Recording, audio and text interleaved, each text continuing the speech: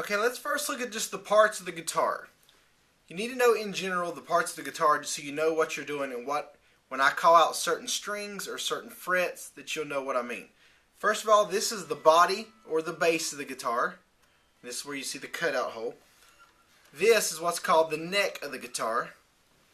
Each of these little knobs you see for each of what they do is tighten and loosen one of each string, so that way you get the guitar in tune. So these are what's called your tuning knobs. Okay, up and down the neck of the guitar you have these little squares, these sections that you see. Each one of these are what's called a fret, F-R-E-T, a fret. So this will be your first fret, this will be your second fret, third, fourth, fifth, sixth, seventh, and so forth. Also, if you'll notice on top of the guitar, you'll be able to see most of the guitars have a dot on the third fret, a dot on the fifth, a dot on the seventh, a dot on the ninth, and 2 on the 12th. And that's just kind of so when you're looking down on the guitar, you can know where your fingers are going. So each of these squares is what's called a fret. As far as the string names, the way that I will tell you throughout the lesson, this is string 1, 2, 3, 4, 5, 6. So you start from the bottom and go up. 1, 2, 3, 4, 5, 6. So if I said, for example, first string, first fret, the first string's the bottom, and you press the first fret.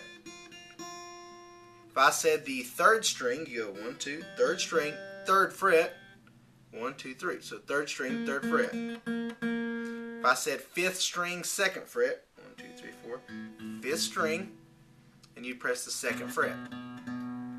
A thing you want to remember when you're trying to play the chords, at first it's going to hurt your fingers a little bit.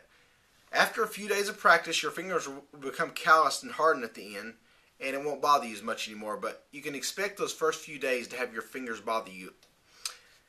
When playing chords, you're basically pressing the strings in different positions and different frets, and they form what's called a chord.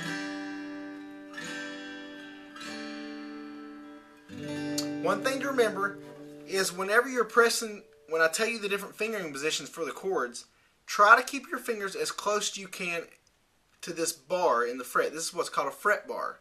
So if I tell you the fifth string, second fret, try instead of just putting it anywhere to put it as close as you can to that bar. That'll make the sound clear. So fifth string, second fret would be right there.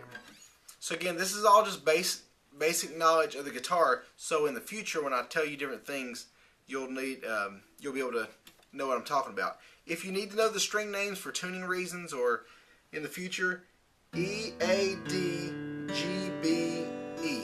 This is a low E, this is a high E. The way I remember that is a guitar teacher taught me 88 Dynamite, Goodbye Eddie. So 88 Dynamite, Goodbye Eddie. E, A, D, G, B, E. So there's your string names. So now we're going to move into the meat and potatoes of the lessons. And it's going to be learning your first 4 chords. First the G and C, then the D and E minor.